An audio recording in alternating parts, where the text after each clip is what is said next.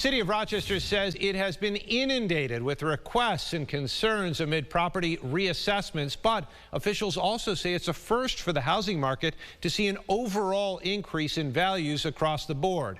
As the informal review process wraps up this week, organizations working with renters say this is having a direct impact on them. Isabel Garcia joins us now in studio with more. Isabel.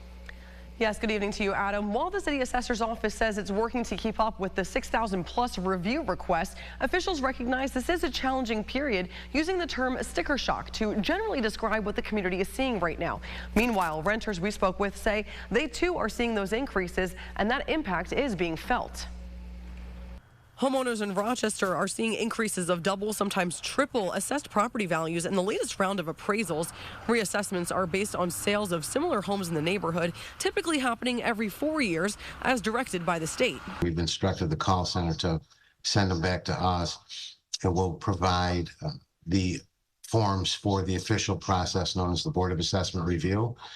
But once we get those in, hopefully the property owners will return those quickly, and we can still carry on somewhat of an informal process.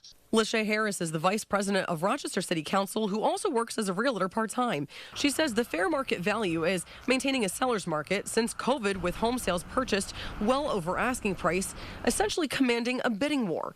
Harris recognizes it's a challenging time, noting nobody wants the tax increase. On the other side, the flip side to that is the Rochester market.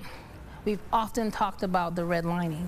And a lot of our neighborhoods have been seriously redlined and have suffered for that. So I'm not saying, that I want to see people pay more taxes, but I do see that, the redlining can be lifted, and that's hope. It's going to be very hard on a lot of people, especially on social services, because you're only allowed a certain budget, and they're not going to give you an automatic rent increase in the next 90 days because your landlord said it went up $100.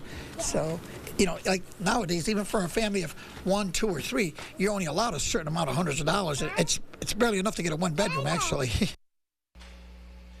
Now, for renters, city leaders are encouraging anyone with questions or confusion about all of this to simply reach out to their offices, or of course you can always just call 311 and that will connect you to the information line with the city. For now, reporting in the studio, Isabel Garcia, News 8.